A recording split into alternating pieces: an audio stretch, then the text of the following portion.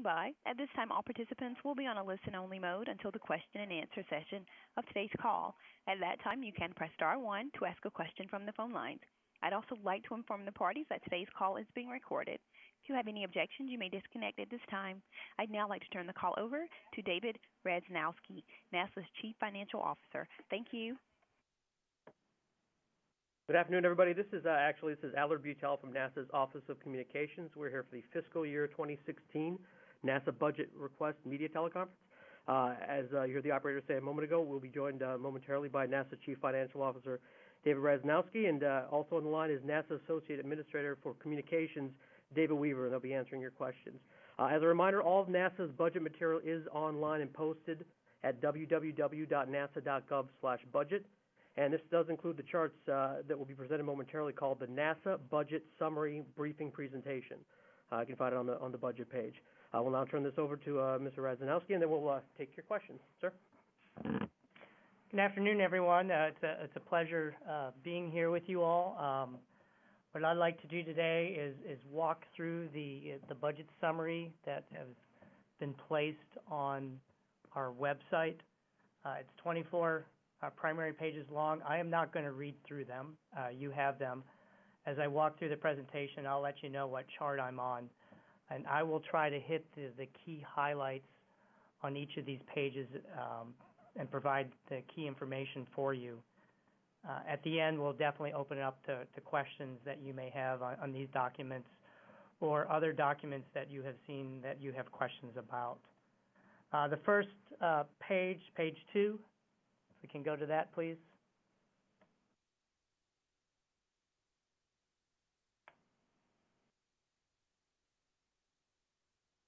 Has it shifted to page 2? Just so everyone knows, pages 2 through 5 are bullets that describe the 2016 budget highlights. I'm not going to read these verbatim. There's a couple of top budget points I would like to just lay out here instead of reading these charts. First of all, we NASA, as Administrator Bolden had said earlier this afternoon, this is a strong budget. It does provide a constancy of purpose. From my perspective, there are limited surprises in this budget. We have seen this budget before in many ways, except that it's a higher number. The message that we take from this is the administration is continuing to support the plan that we have been following. They agree with our direction, and our request, which is $18.5 billion, continues with our direction. These investments that we have put forth today have put NASA firmly on a journey to Mars. Building on the tremendous progress made this year, the budget enables further development of the Orion multipurpose crew vehicle, the Space Launch System, and Exploration Ground Systems to send astronauts on deep space exploration missions. The budget supports the administration's commitment for NASA to be a catalyst for the growth of a vibrant American commercial space industry and regain the capability to send astronauts into space cost-effectively and safely from American soil by the end of 2017. The administration is committed to extending operation of the International Space Station to at least 2024, providing a unique environment for research on human health and space operations that will be necessary for long-term future human missions and for also expanding commercial activity in low Earth orbit. The budget funds a robust $5.29 billion for the science program, including funding for the James Webb Space Telescope, increased support for Earth science, and funding for missions to Mars, Europa, and other destinations throughout the solar system. Finally, the key top budget point I would like to lay out is this budget does support continued progress in the development of transformative capabilities and cutting-edge technologies for aeronautics and space, which provide the spin-offs and feed the economy. This work is part of the administration's overall vital strategy to equip our nation with technologies for the future. So these are highlights and high budget points I would just like to lay out. If we would skip through to page 6 in our summary, please.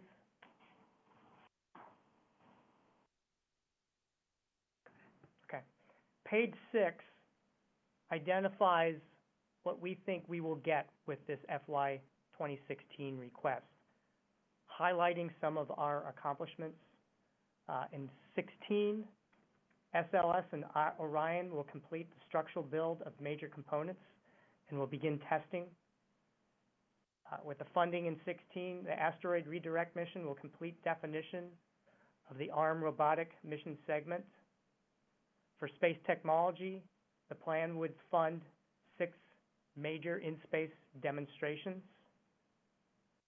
The overall plan for 16 will launch 13 science and cargo missions and 1 commercial crew test.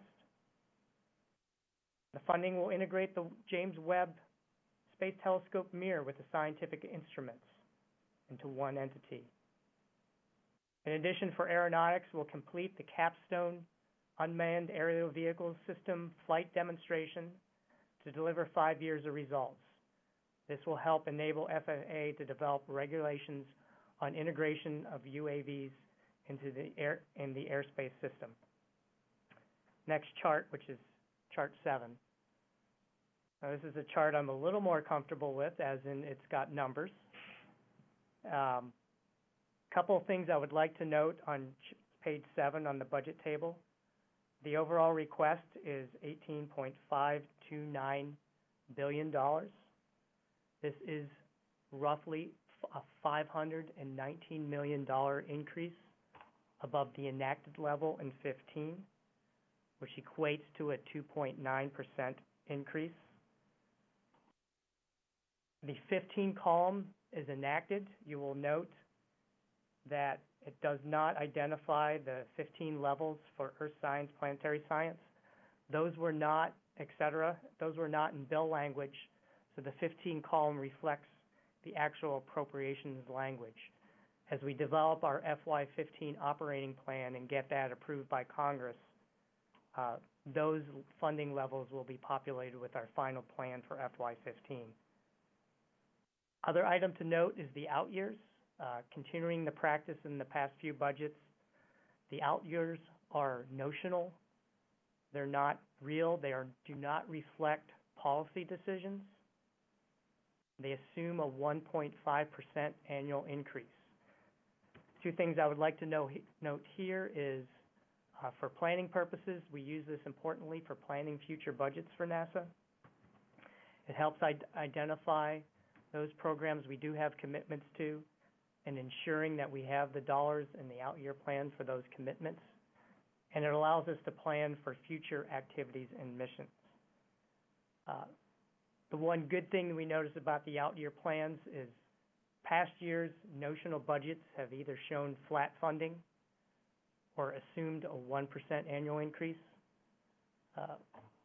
We are reflecting a 1.5% annual increase in the out years as continued support and recognition of the work that we're doing at NASA. And if it came to fruition, these increases, we would have a budget in 2020 that was nearly $19.7 billion. Go to the next chart, which is chart 8. This is a chart we use every year to essentially look at our mission launches, our manifest, over the next 5 years.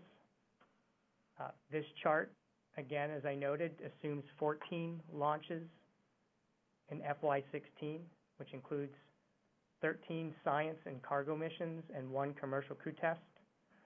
Essentially, based on our out-year budget, we are assuming anywhere from 13 to 17 launches per year over the next 5 years.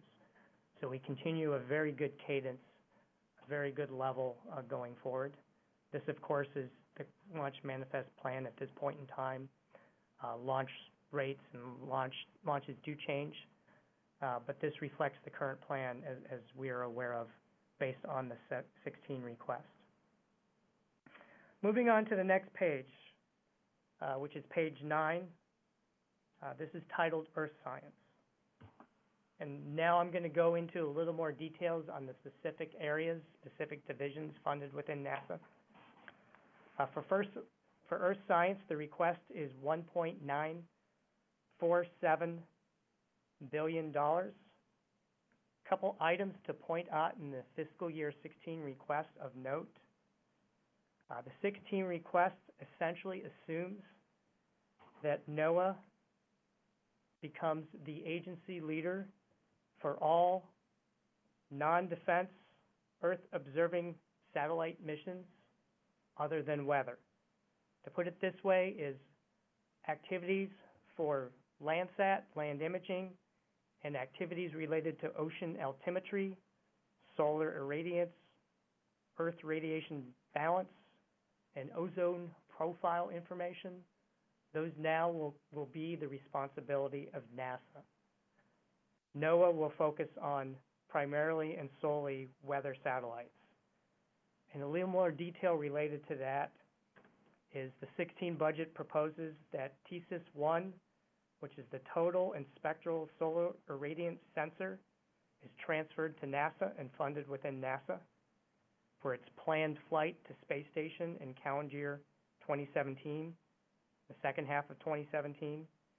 It also assumes that any future ocean altimetry missions after the upcoming launch of Jason-3 will be funded and launched by NASA.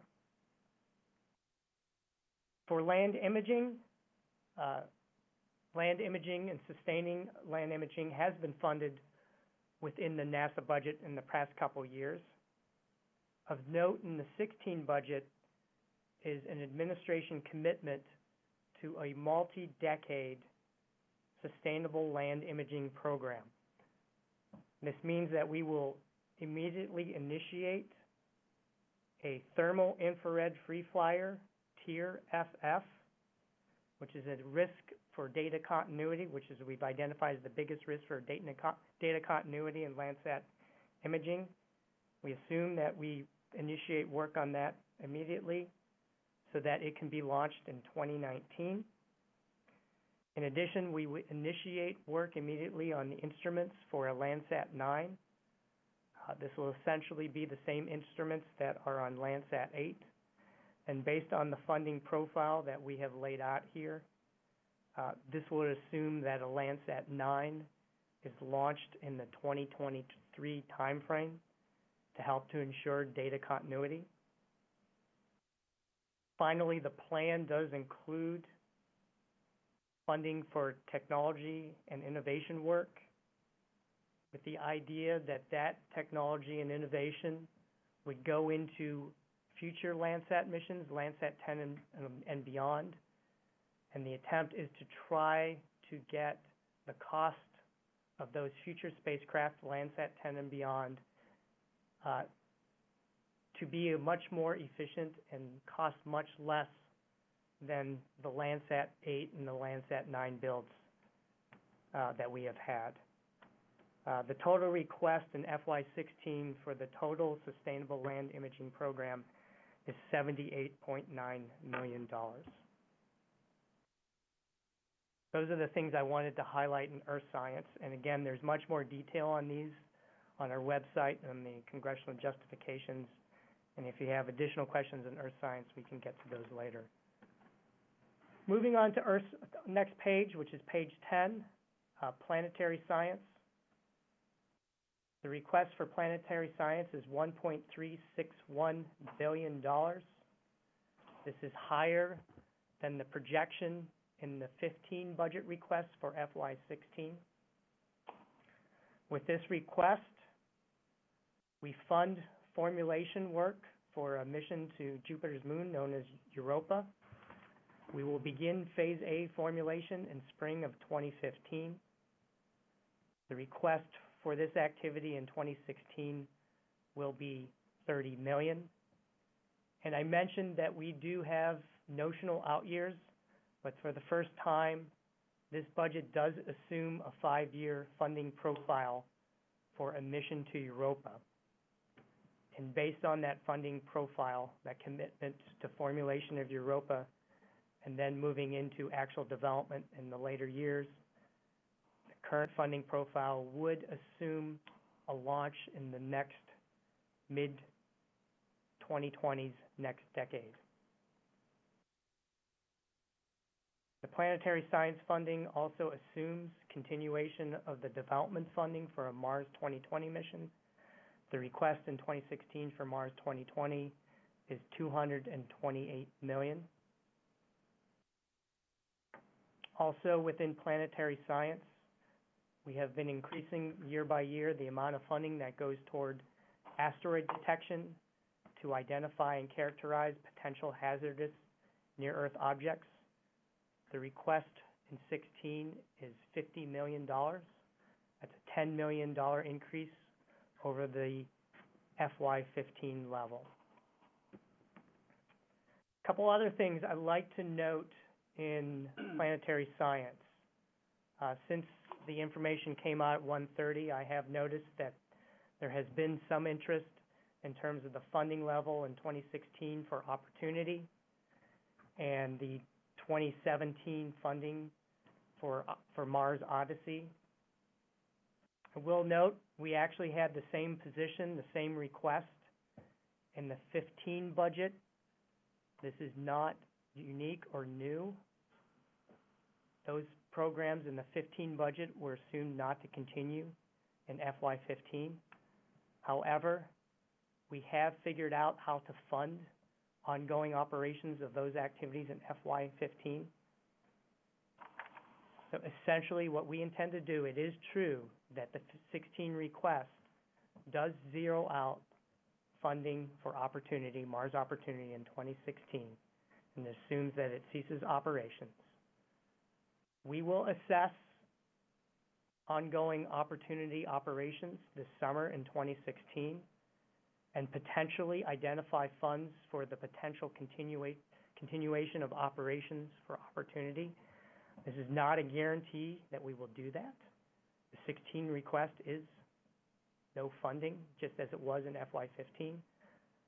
But we will look at continuing the operations of those activities and finding ways to fund them if, in fact, they actually are operational by 2016.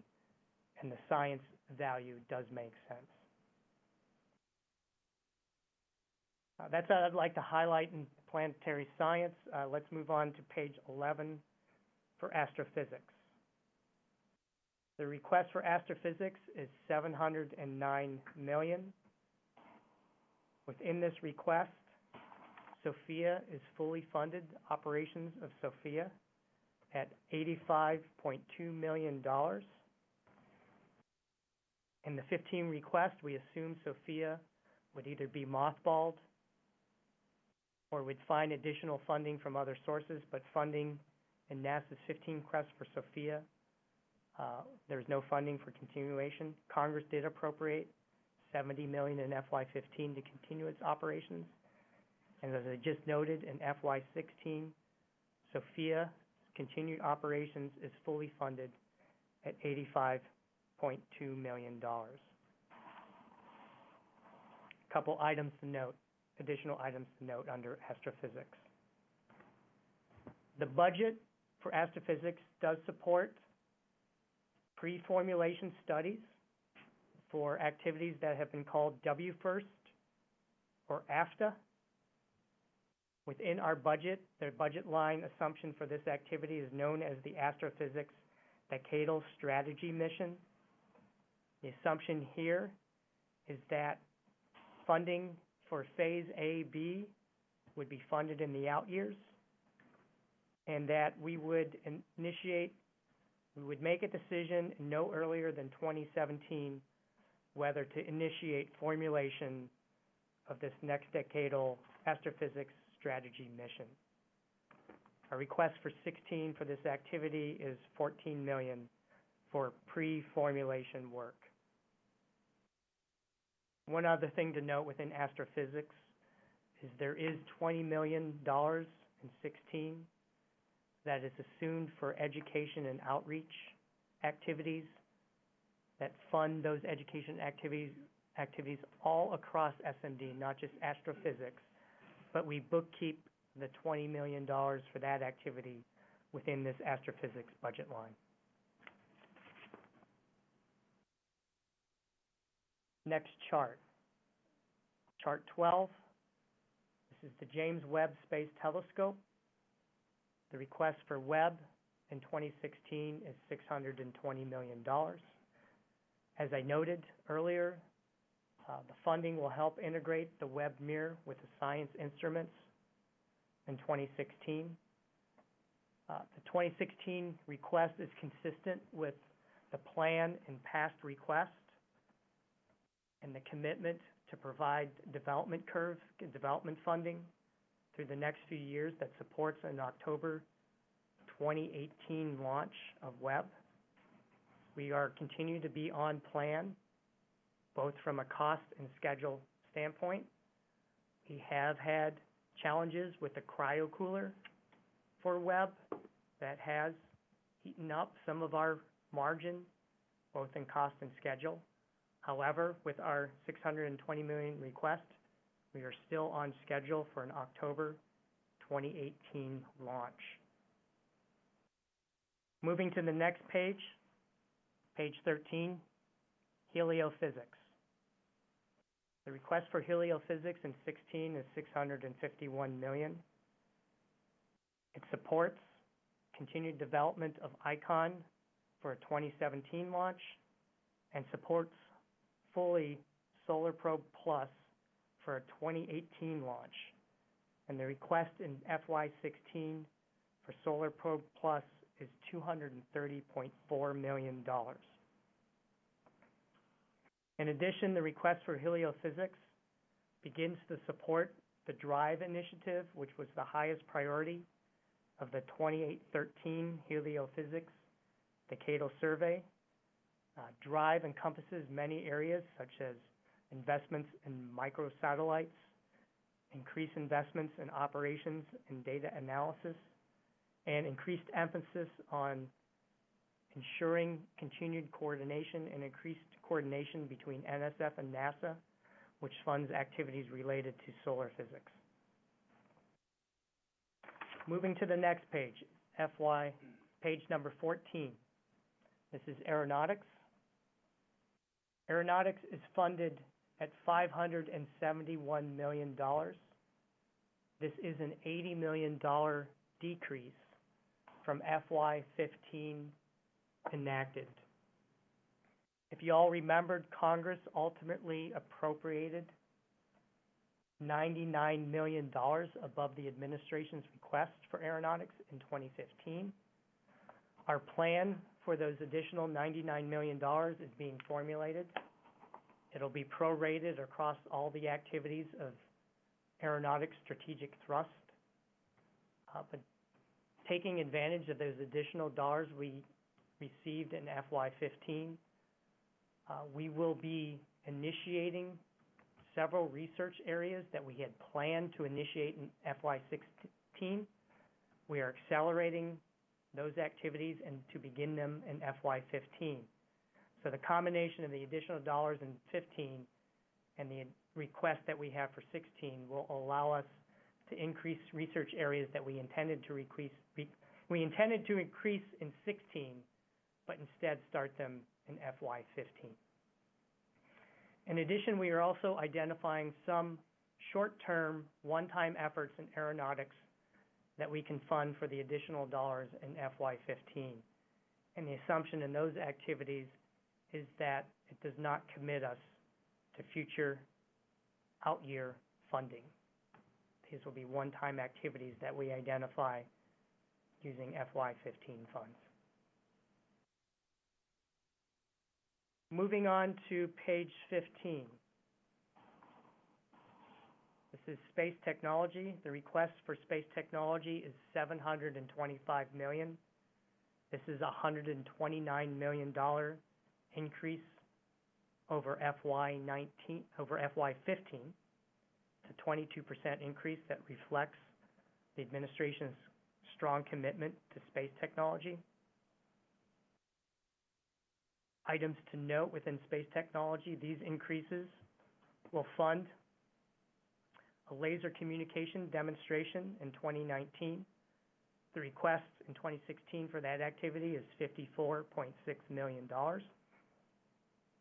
The increases will help identify and fund future projects that have been identified as important to both the Science Mission Directorate as well as the Exploration Mission Directorate for future projects in space technology that are required based on the roadmaps that we have laid out for space technology.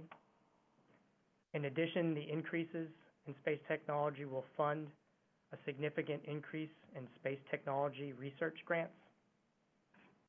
And finally, noting that the overall R&D budget as part of NASA's $18.5 billion request is an increase, our funding for SBIR, STTR activities will need to increase in FY16. We assume a projection for SBIR, STTR of $201 million would be an increase above the 188 projected for FY15. One other item to note is development of solar electric propulsion.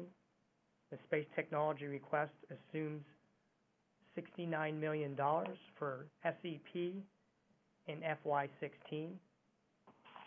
SEP is important to future exploration missions, particularly missions to Mars, and it is also an important component of the asteroid redirect mission, which we will be leveraging to support that mission.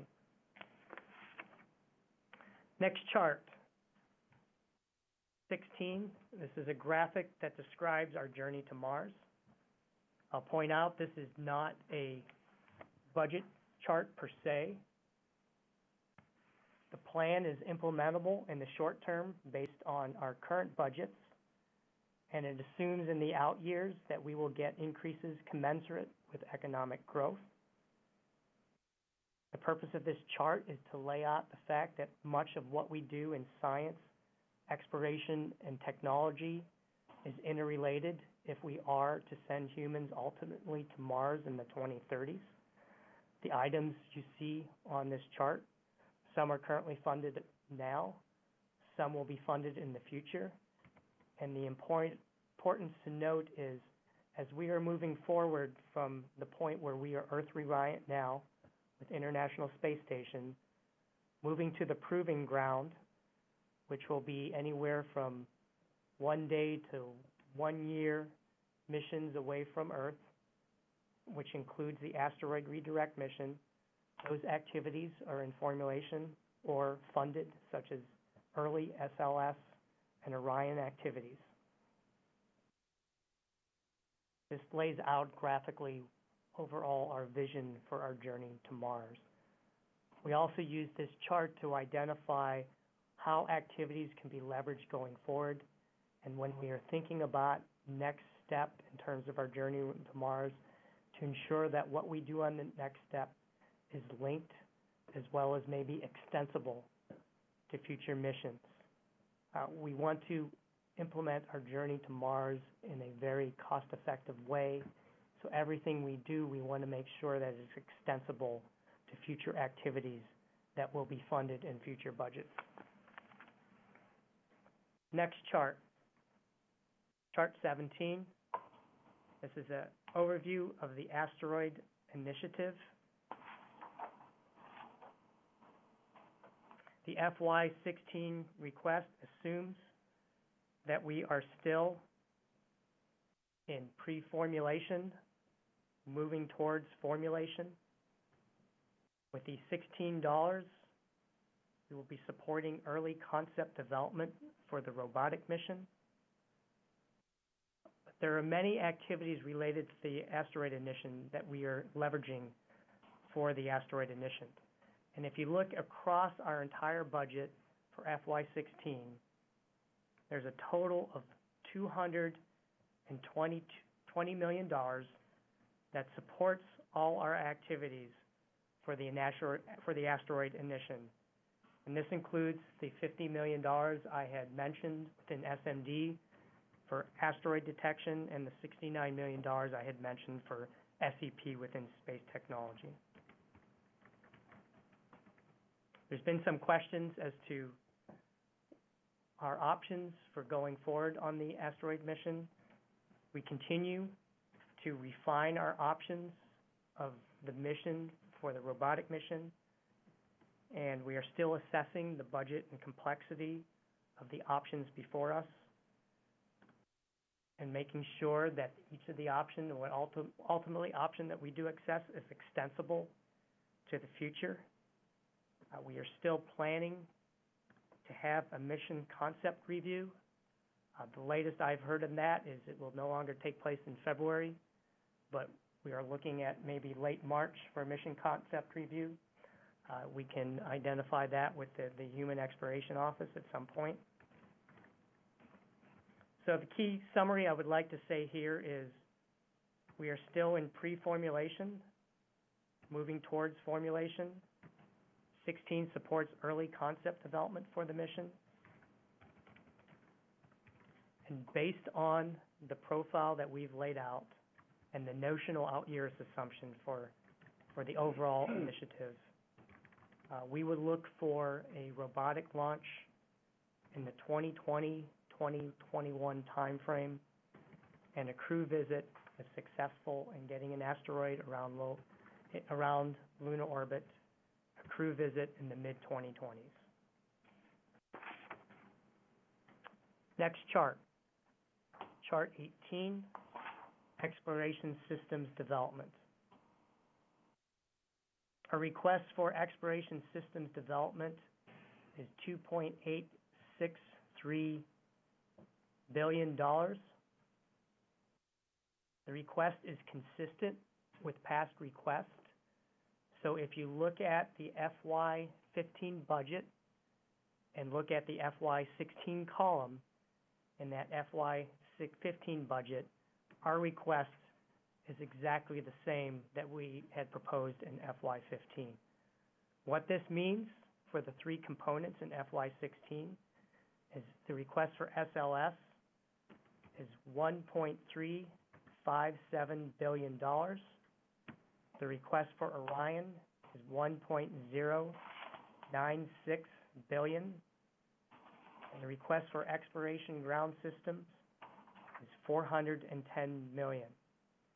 These funding levels meet our external commitment to have SLS and ground systems ready for a potential EM launch in November of 2018. That's not saying that's when EM launch will take place. That means that SLS and Orion, we have committed, based on this funding level, to be ready by November 2018. To help set our commitment to an EM1 date, which we don't have a commitment to yet, we still have to complete our Orion KDPC activity, which is currently scheduled to be completed in spring of this year. And once we have Orion KDPC and we have completed critical design review of all three legs, SLS, Orion, and Exploration Ground Systems, we will make a commitment to an EM1 launch date.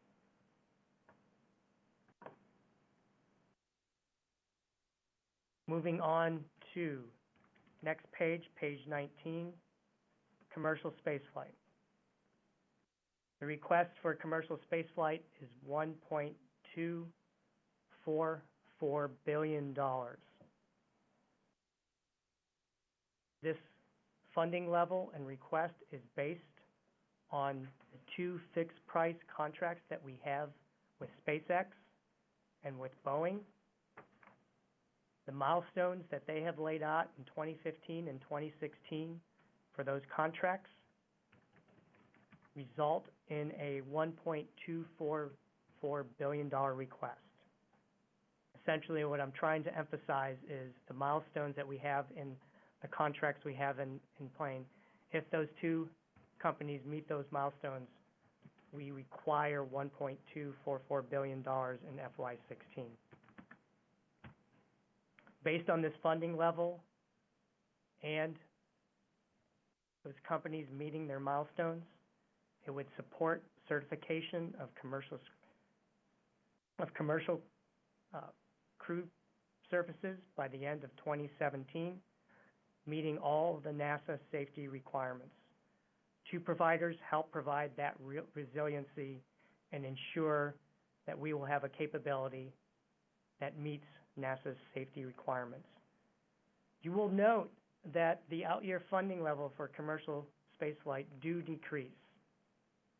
The request that we laid out for commercial spaceflight is for the development portion of those contracts. It essentially funds the development milestones as well as 2 test flights for both companies. Those contracts also assume the option of providing services to space station, actual commercial services for space station, if they met the certification requirements. Funding for those actual commercial crew services is provided in the space station program within the space station cargo and crew line. So that is why the dollar ramps down here. The dollars for commercial space flight are only for development and 2 test flights each. Funding for commercial crew services is provided in the space station cargo and crew services budget line. Next chart, page 20. Exploration, research, development.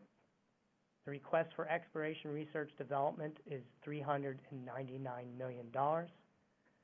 This breaks out $168 million for the Human Research Program and $231 million for advanced exploration systems activities.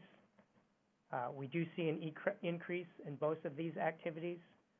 For Human Research Program, a lot of the increase goes towards continued work on countermeasures for humans in space. And the $231 million for AES continues funding for future projects to support future exploration missions beyond low Earth orbit. In addition, does assume funding for ARM robotic mission concept development. Moving on to chart 21, International Space Station. The request for International Space Station is $3.106 billion. This provides funding for space station operations, space station research, and space station cargo and crew services.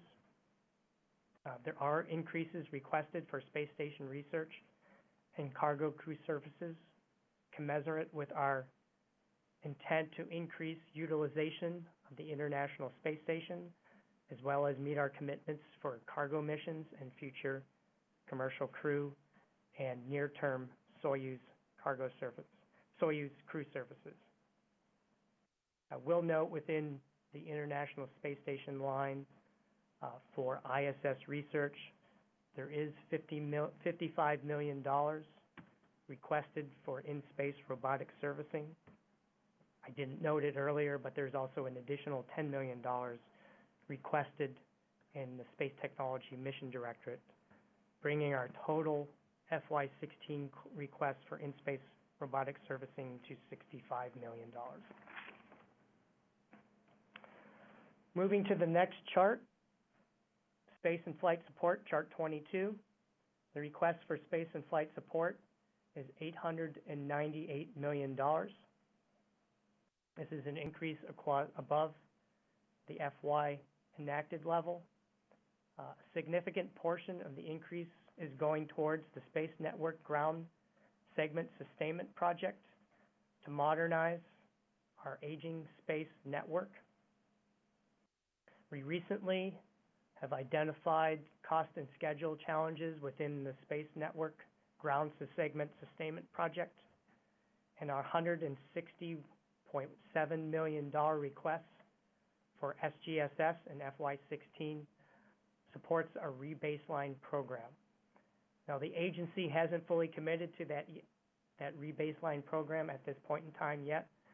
Later this spring, early summer, we will be conducting an agency-level review to approve that rebaseline. And based on the current thinking, that GSS rebaseline is $160.7 million in FY16. Also, Space and Flight to Support does assume an FY16 request for 21st Century Spaceport of $23.3 million. Moving to the next chart, education. Education on page 23 is funded in FY16 at $89 million. This is a $30.1 million reduction to from FY15 enacted.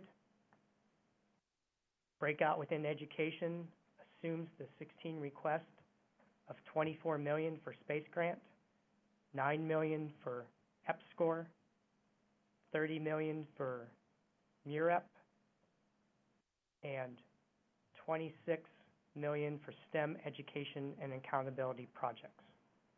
As I noted earlier, there is $20 million within the astrophysics funding line for SMD education outreach activities,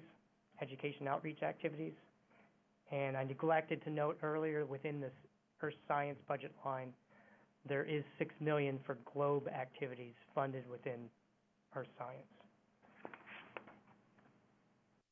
Moving to the final page before I open up the questions, page 24, Safety, Security, and Mission Services and Construction.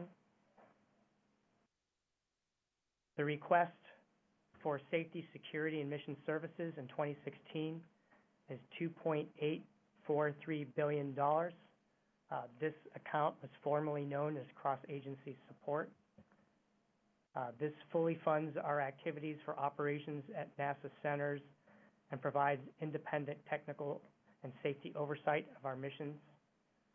I will note that within our overall FY16 request, we do assume a reduction to NASA's total FTE level.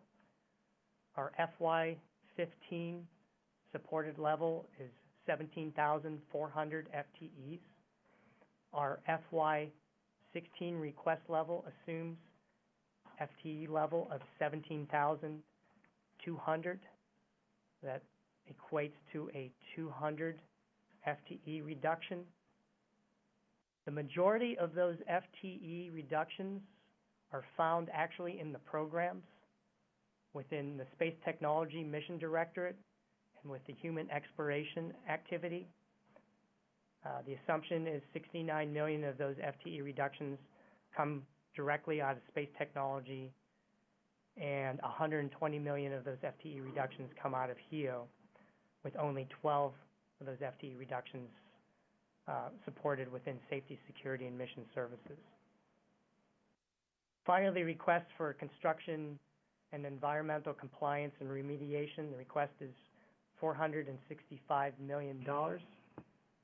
Within that request, there is a $94 million request for a construction project known as the Langley Research Center Measurement Science Laboratory.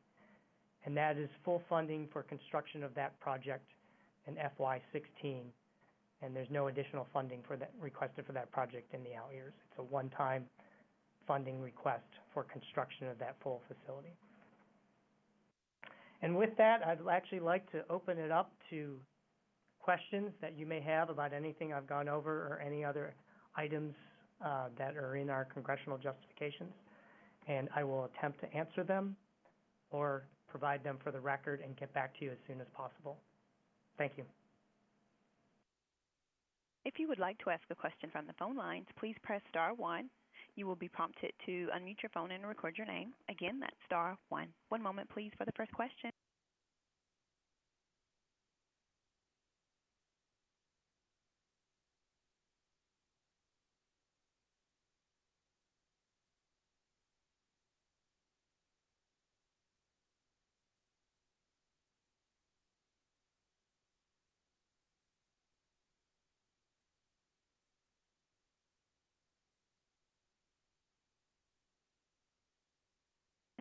Seth Borenstein with Associated Press. Your line is open.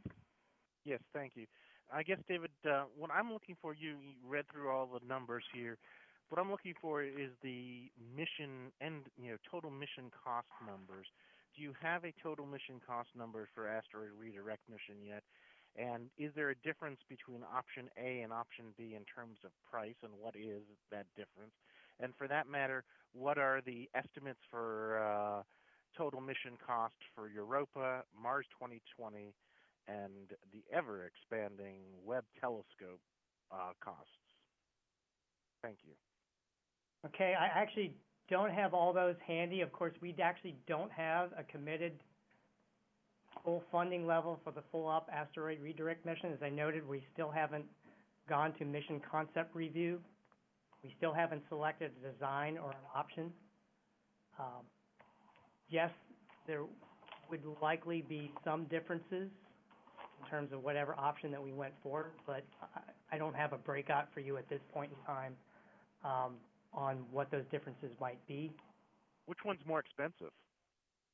I actually do not have that in front of me right now. I don't know. And in terms of Europa, Mars, Webb? Europa, of course, is in formulation, and so we actually do not have a design yet or instrument selection yet, so we cannot identify the cost of a Europa mission.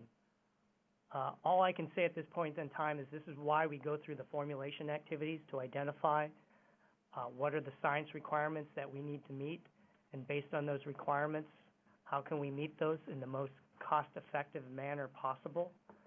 So I do not have a Europa number at this point in time, and we won't until we move towards what is known as Key Decision Point C, when the agency actually makes a commitment to Europa mission.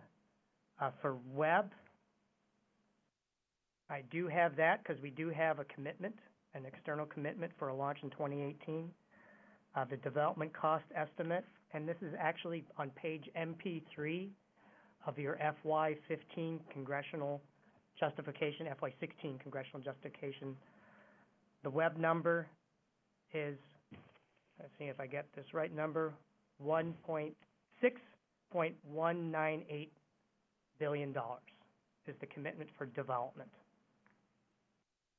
And you mentioned Mars 2020. We don't actually have a commitment to a total funding yet for the Mars 2020 because we have not reached KDPC. Once we reach Mars 2020 KDPC, we will give you a total mission profile and commitment for that. Does that help you at all? I know it doesn't fully answer your questions that you had. The thing I would point out is, within formulation, we do have rough estimates of how much we have in any given year, but we do not at that point in time identify the total cost of a mission until we have done our preliminary design review and have met the agency KDPC. And this is to make sure that we are managing our projects wisely and ensuring that when we commit to you, to Congress, to the administration, a cost and a schedule, we do so with some level of confidence. Did I get all the things you wanted? Hey, Dave Radzanowski, it's David Weaver. Just one other thing on Seth's question related to the asteroid redirect mission. I think you covered this in your prepared remarks, but we do have $220 million in the recommended budget for the asteroid initiative, which includes ARM. And Seth, as you know, we're already on record saying that we estimate that the mission would be about half of what the Keck study estimated, approximately $1.25 billion plus launch vehicle. Eric Berger, Houston Chronicle, your line is open. Hi, good afternoon, David. Thanks for taking the time to do this. Just a couple questions. I want to ask four like Seth did. What is how much money has been spent on ARM to date, or ARM-related activities prior to the $220 million that you're seeking for the coming fiscal year? And second of all, the 1.24 billion number for commercial crew. If you get less than that, does that mean that you won't have money to fulfill the contracts for SpaceX and Boeing, or if a number comes in less for that, sort of how do you handle that? Okay, for ARM, and it's not ARM, it's the overall asteroid initiative. The total that we have in FY14, approximately $128 million.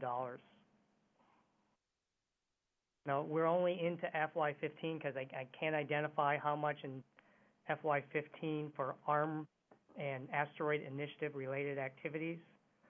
Our request was $180 million in 2015. Ultimately, what we spend in 2015, we're in the process of identifying what we will actually spend in 2015. It will be less than that $180 million request. How much less, I can't identify at this point in time. We're still in the process of identifying our plan for 2015. Okay, so that's asteroid initiative and ARM. The second item again, commercial crew. If we do not get the full request, if both SpaceX and Boeing do not stay on their milestone schedule that's laid out, if they do, and we do not get the funding we need in 2016, we will have to go back to both companies and negotiate with them change in their milestones, because we can't support all the milestones that's laid out for 2016. And therefore, as a result, we cannot then no longer commit to having certified services by the end of 2017. That's the outcome of lower dollars in 2016 for commercial crew. Depending on what the level was, I can't tell what milestones would have to go, but again, I wanted to reiterate, and I reiterated a couple times in my presentation, the request does reflect what's in those contracts and achievement of the schedule that they've laid out for their milestones. If they achieve them, we need that full $1.244 billion. Mike Wall, Space.com, your line is open. Okay, thanks, guys. This is just a quick question, actually, about Lunar Reconnaissance Orbiter. That's the one that sort of jumped out at me. You talked about opportunity, and it's not being funded, like at least in this sort of iteration, but it could conceivably keep on going. Do you think that is the case also for the LRO? Could it conceivably keep going through the next calendar year as well, through the next fiscal year as well, or is it definitely done this coming? Yes, sir. It's in the same situation as opportunity. In the FY15 request, we actually did not request funds for LRO. And so this is a continued operations, and yet we are in the process of identifying and have identified funding that continues support for LRO through FY15. But it is true in the 16 request, it assumes no funding for LRO, and it'll be in the same situation as at some point this summer. We'll look at its operations and continue to and identify whether we will be able to continue its operations in 16. Same situation. Irene Klotz with Reuters, your line is open. Hi, thanks very much. I have a couple questions. The first is about the commercial crew figures. In the past, of course, NASA has not been successful in getting the amounts requested from Congress. What would be the implications to the program if that 50% funding increase is pared back by several hundreds of millions? And then also I had a question about the Europa. I believe Congress in 2015 put $100 million in for the program, and I think you said it was funded at 30, if memory serves, for the 2016 fiscal year. If you could just explain that, and if there's any kind of overall figure for that program development. Thanks. On your first question on commercial crew, I'll reiterate again, not going to I don't have each individual milestone and what they cost, et cetera. But if Congress does not fund the $1.244 billion milestones that are planned for SpaceX and Boeing, we cannot fund them. And therefore, we will have to renegotiate those contracts and move those milestones outside of FY16 into FY17 and beyond. And as a result, we will not be able to certify those services, the development of those services, by the end of 2017. That's the outcome.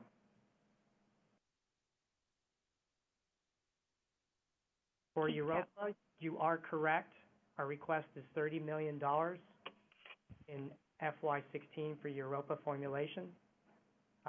The Congress did provide $100 million for Europa in 2015. Those dollars go towards the formulation of Europa. We have studies that we need to do, pre-work that we can do on instrument studies, et cetera, that move us towards preliminary design review and then ultimately a commitment to a Europa mission in the coming years. And once we get to that commitment, we will have an overall funding level for the Europa mission. I mean, I have seen in prior incarnations dollars thrown out that a Europa mission would be $4 billion, et cetera. We are looking at design concepts and ideas that meet the science intent of the decadal for Europa at much lower cost than the $4 billion. I don't know what that number is. The moment I give you a number, that will become the real number, so I'm not going to give you one right now. But essentially, we are looking for a Europa mission that is not as expensive as was laid out in a decadal mission. Keith Cowing, NASAWatch.com. Your line is open. Yeah, just a question I want to revisit, if I could, the Opportunity Odyssey LRO thing. And you guys kind of do this every year where you pick a couple little missions and you zero them out, and everybody starts screaming, and you always put them back. So I was wondering if there's a strategic reason why you do this when these spacecraft still have value. But the more important question I have as a follow-up is, are you limited still to only NASA taxpayer-provided dollars for the extension of these missions? Or are you now, because of something that happened last year, looking at other ways to fund these spacecraft? Hey, Keith, in answer to your first question, it is not unusual for operating activities that are well beyond their meeting their science goals and missions and are extended operations to look at other ways that we can bring the cost down or not fund them in the out years. And then as time goes by, if we're able to fund them, we do, if the science makes sense. What you're looking at is any tension you have in any activity that has operations and development. You have to make trades between funding new activities and new development missions that bring new cutting-edge science versus taking advantage of something that's operating well and also providing good science. You have to make those trades. So whether we will continue that modus operandi of some of these lower cost operating missions going forward, of zeroing them out and then finding funding for them in the future, I don't know. But it's a reflection over trying to balance development versus future operations. Related to that, you talked about looking for new operating models that could somebody else, university, a private entity, et cetera, operate these missions. What we recently did for the activity that you were involved in was a new model, I think, in many ways. I'm not saying that today we are looking at those type of options or models for an LRO or an opportunity going forward, but at the same time, the agency, I think, is open for new ways.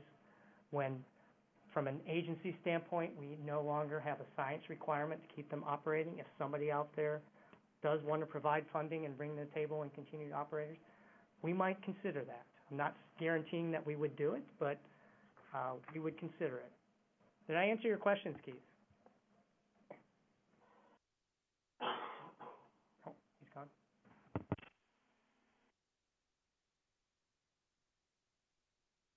Frank Mooring, your line is open. Thank you for taking these questions. I have two. I guess they're unrelated. One has to do with the transition in funding for commercial crew from development to operations. I wonder if you have any sort of notional figures in those space station out years for commercial crew operations, and also whether that would include any additions to the Soyuz contract, since the administrator said the last time he talked about this that there would continue to be mixed crews across all three vehicles that will be available. And then unrelated, if I think you said that the concept review for the ARM options is going to slip into March. So does that mean we're going to get some kind of option readout in the next month or so before that review? I think that's it. Thanks. Okay, in terms of the breakout of and station cargo crew and services, I don't have that. We'll have to work with our human exploration and operations folks to identify if there is a breakout in the out years. That's a fluid budget line in terms of when we need additional Soyuz flights, and if the services, if the companies Boeing and SpaceX meet their milestones and those services are definitely assumed in those out years. So I'm just going to take that one for the record and have HEO provide that, since I just don't have that in front of me. And the second one was, somebody remind me. You're going to follow on the ARM mission A or B. Oh, yes, the ARM mission A or B. So I'm not able at this point to tell you when we will make that selection and announce it. I'm not able to tell you whether that will be before MCR or as part of MCR or later. But I will say it will definitely be sometime this spring. It could be, it could be happening soon, within the next few days. It could be happening at MCR. It could be happening later. So I just don't have a time for you when we will announce that down select of that option. But we continue to move forward in identifying the extensibility of those options, as well as how they meet our formulation of our budgets, and moving towards a selection in 2016 of a design concept. That help? Marcia Smith, spacepolicyonline.com. Your line is open. Thank you so much. Dave, could you talk about how much of the increase for Earth Sciences is because of the transfer of responsibilities from NOAA?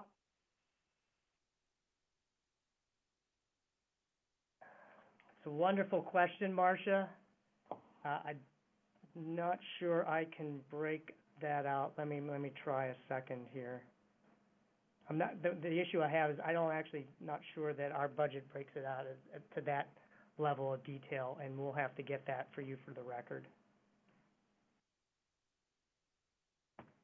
I do not have that in my materials here, and we will provide that to you as a follow-up. Jeff Foss, Space News, your line is open. For the asteroid initiative, $220 million overall. Besides the $50 million for NEO searches and $69 million for solar electric propulsion, where is the remainder of that funding plan to go in 2016?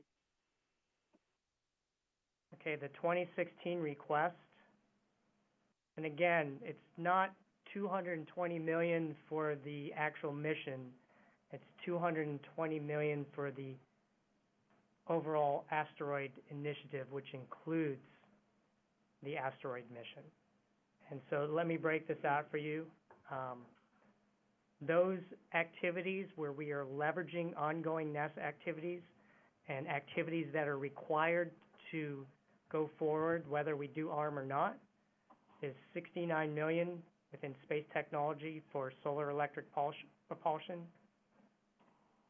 $50 million within science for near-Earth object observations, and within HEO, Human Exploration Operations, there's $56 million related to EVA and suits activities, as well as a portion of in-space robotic servicing that could be applicable to a robotic mission.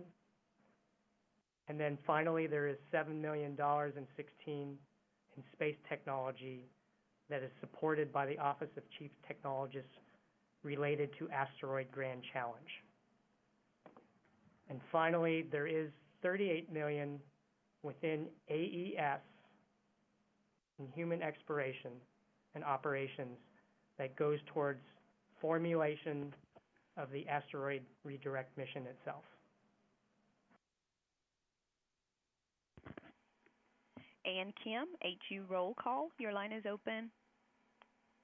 Hi, Ann Kim from CQ Roll Call. I have two questions for you. One regarding the Exploration Systems Development account, the one that contains funding for Orion, SLS, and ground systems. I see that it's significantly less than the 2015 enacted level. It looks like $382 million. Can you talk about why it's that lower level of proposed funding? And also, I was wondering if you could just briefly note again what projects you are taking on from NOAA within Earth Sciences. Okay, in terms of the exploration systems development, as I noted earlier, is a reduction from FY15 enacted, as you said. The dollars that we are requesting for 16 for Orion exploration ground systems, as well as SLS, are consistent with what we have requested in the 15 budget and assumed for FY16. They're consistent with our external commitment that we've laid out for SLS and Orion, which support a readiness for EM1 in November 2018. So what I'm saying is why the reduction is we actually are requesting funding that is necessary to meet the commitment that we have laid out, as well as the funding profile that we had laid out in prior budgets. And we are appreciative of the additional dollars that we did get from Congress, and has allowed us to reduce the risk that we do have in those programs to meet some challenges, as well as fund some long-term items. However, the request in 16 supports readiness for November 2018 for EM1, readiness for SLS and exploration ground systems. For the NOAA question, let me pull up that chart.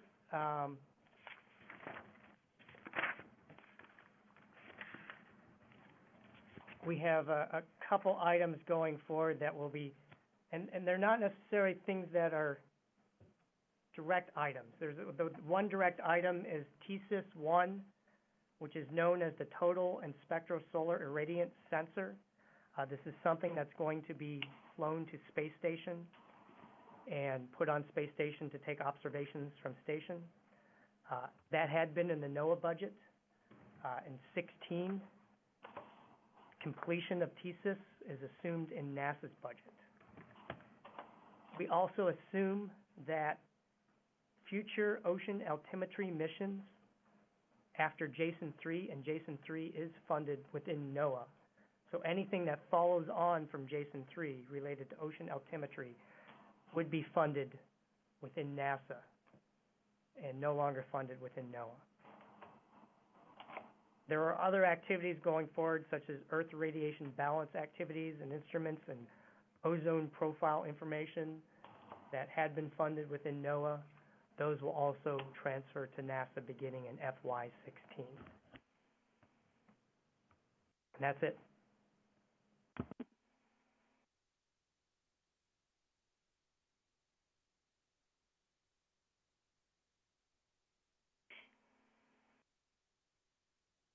James Dean, Florida Today. Your line is open.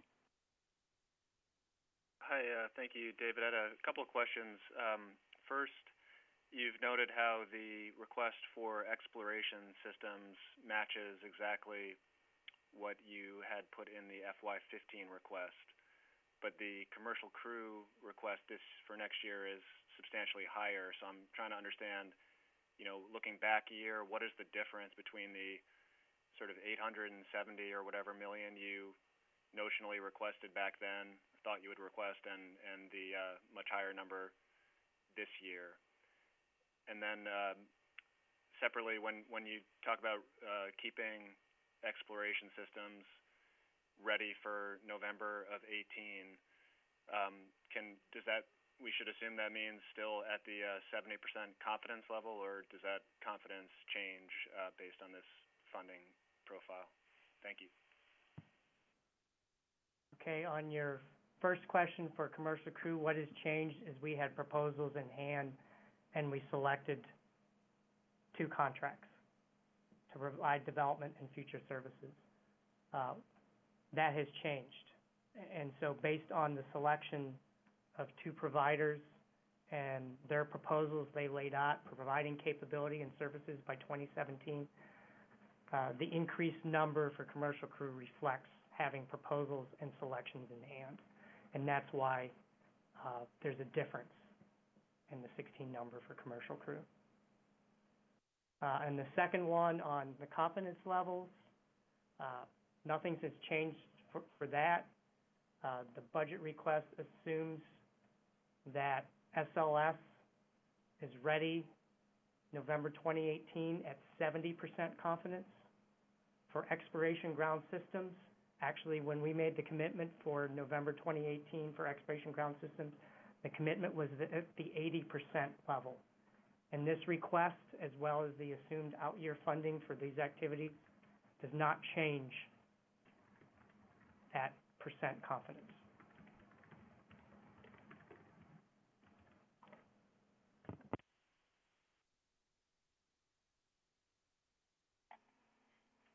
There are no further questions coming from the queue.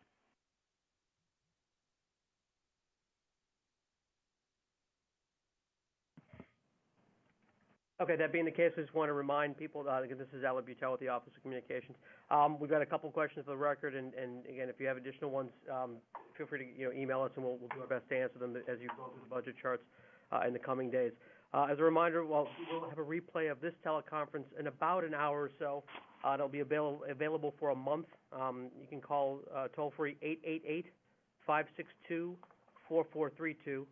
That's 888-562-4432 for a replay of this teleconference and for the next month to go over anything you may have missed. Thank you for joining us. Again, remember, all of our budget information is on www.nasa.gov/budget. Thanks. That concludes today's conference. Thank you for participating. You may disconnect at this time.